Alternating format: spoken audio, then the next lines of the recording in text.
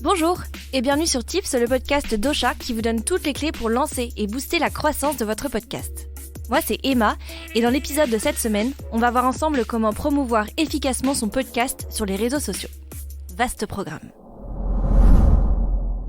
Alors il n'y a plus aucun doute à avoir, les réseaux sociaux c'est le levier le plus puissant pour aller chercher de nouveaux auditeurs et de nouvelles auditrices et c'est également le canal parfait pour aller à la rencontre de votre audience et la fidéliser.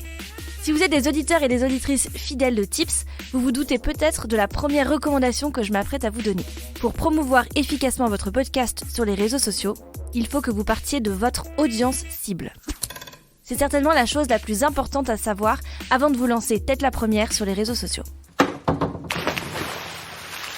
Il est donc vraiment important que vous fassiez un travail d'analyse de votre audience avant de mettre toute votre énergie sur votre réseau social préféré, qui n'est peut-être pas celui de votre audience. En clair, ça serait vraiment bête de communiquer sur LinkedIn si votre communauté est plutôt sur Instagram. Et y a quelqu'un ? Non, y a personne. Ah bon ? Pour ça, je vous invite à aller écouter l'épisode numéro 5 de Tips, qui vous explique comment connaître son audience sur le bout des doigts grâce aux persona auditeurs. Une fois que vous connaissez parfaitement vos auditeurs et vos auditrices et que vous savez sur quels réseaux sociaux ils sont majoritairement présents, vous pouvez choisir plus facilement là ou les plateformes sur lesquelles vous voulez être particulièrement actif. Il existe aujourd'hui beaucoup de plateformes différentes et toutes ont des spécificités bien à elles. Certaines visent les professionnels comme LinkedIn ou encore Clubhouse, d'autres visent les jeunes comme Snapchat ou TikTok. Commençons par le réseau social préféré des podcasteurs et des podcasteuses, Instagram. Selon la dernière étude du CSA et de Havas Paris, 82% des auditeurs et des auditrices de podcasts consultent Instagram de façon hebdomadaire. Et avec plus de 500 millions de personnes actives par jour dans le monde, autant vous dire qu'Instagram est un levier super intéressant pour promouvoir votre contenu. La grande majorité des podcasteurs et des podcasteuses ont un compte Instagram dédié à leur podcast, notamment parce que ça leur permet premièrement de donner un avant-goût de leur nouvel épisode et deuxièmement d'interagir directement avec leur audience. Pour ça, Instagram propose plusieurs fonctionnalités avec lesquelles vous pouvez jouer pour vous démarquer. Il y a par exemple les stories, les reels, ces petites vidéos courtes, les fonctionnalités sondages ou questions, ou encore les lives. Attention cependant, Instagram est avant tout un réseau social visuel. Vos publications doivent donc impérativement refléter l'identité graphique de votre podcast. L'important ici est de rester cohérent et cohérente tout au long de votre communication. Donc, utilisez les mêmes couleurs, la même typo, employez le même ton et les mêmes termes, quel que soit votre support, et vous parviendrez plus facilement à marquer les esprits. Ensuite, il y a Twitter.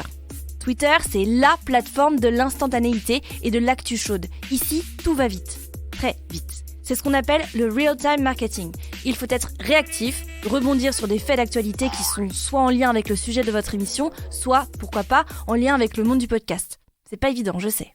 Sur Twitter, il y a une importante communauté de podcasteurs et de podcasteuses. Je vous conseille donc d'y faire un tour de temps en temps. Déjà parce que ce sont eux les plus grands auditeurs et les plus grandes auditrices de podcasts, et puis parce que grâce à Twitter, vous aurez un pied dans la podcastosphère et vous pourrez entrer en contact avec plein de personnes qui vivent la même aventure que vous.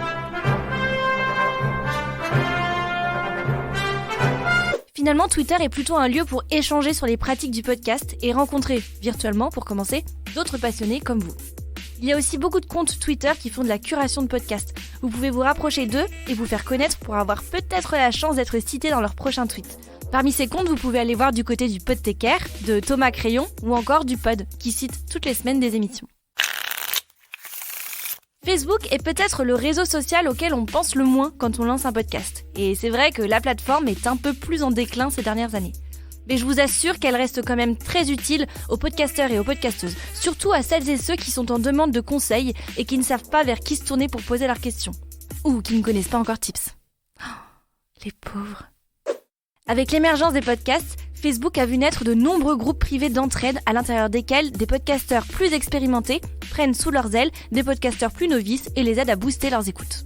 Parmi ces groupes privés, vous pouvez rejoindre les podcasteuses, le club des podcasteuses, Podcast France ou encore l'Académie du podcast. Breaking news, LinkedIn est un réseau social professionnel. En fonction de l'audience que vous ciblez, il peut être intéressant d'avoir une présence forte sur cette plateforme. Notamment si vous avez un podcast business par exemple. Beaucoup de podcasteurs et de podcasteuses se servent du média podcast pour pouvoir, in fine, communiquer sur un produit ou un service qu'ils vendent. Si c'est votre cas, LinkedIn est the place to be. Sachez que l'algorithme de LinkedIn privilégie les posts longs, sur lesquels les internautes passent du temps. Contrairement à un réseau social comme Instagram ou Twitter où votre message doit être court et rapide, prenez le temps de rédiger un contenu long et à forte valeur ajoutée. Vous connaissez désormais les particularités de chaque plateforme, mais maintenant, qu'est-ce que vous allez bien pouvoir poster sur vos réseaux sociaux ? Le secret, c'est de faire du snacking content, c'est-à-dire de partir de votre contenu principal, votre épisode de podcast, et d'extraire d'autres mini-contenus que votre audience pourra consommer entre la publication de 2 épisodes. Ça peut être par exemple une citation de votre dernier invité, sa photo ou une image qui représente le thème de votre dernier épisode. Vous pouvez aussi communiquer sur les coulisses et les conditions d'enregistrement de votre podcast pour embarquer votre audience avec vous. Et puis, si vos auditeurs et auditrices écoutent votre émission, c'est aussi parce qu'ils vous apprécient. Alors n'hésitez pas à montrer votre petite tête de temps en temps. C'est toujours cool de mettre un visage sur une voix. Également, misez sur la vidéo. Il y a une stat que j'aime beaucoup et qui est très significative. En 2020, Médiamétrie a révélé qu'une vidéo provoque en moyenne 10 fois plus d'engagement qu'une simple image sur Twitter. Et récemment, le site Agorapulse a souligné l'efficacité de ce format sur Facebook. La vidéo, c'est un peu le Graal des créateurs et des créatrices de contenu. Ce format peut vous servir à donner un avant-goût à votre audience du nouvel épisode que vous venez de sortir et donc les encourager à aller écouter votre contenu en entier sur les plateformes d'écoute. Pour ça, vous pouvez par exemple créer un clip vidéo à partir d'un extrait de votre podcast. C'est ce qui se fait beaucoup chez les podcasteurs et les podcasteuses. Pour qu'il soit le plus représentatif de l'image de marque de votre émission, vous pouvez le personnaliser à vos couleurs, à votre ton, ajouter votre logo ou changer l'image pour une cover qui fonctionne mieux. Pensez aussi au moment où votre audience va être le plus susceptible de l'écouter. Si c'est dans les transports, peut-être qu'elle n'aura pas le son, alors ajoutez une transcription de votre extrait. Tout ce que je viens de vous dire peut représenter une charge de travail, je sais. Créer du contenu en plus de son podcast, ça peut prendre pas mal d'énergie et pas mal de temps. Alors voici mon dernier conseil pour la route. Automatisez au maximum votre communication sur vos réseaux sociaux. Avec le bon outil, je vous promets que vous gagnerez un temps fou.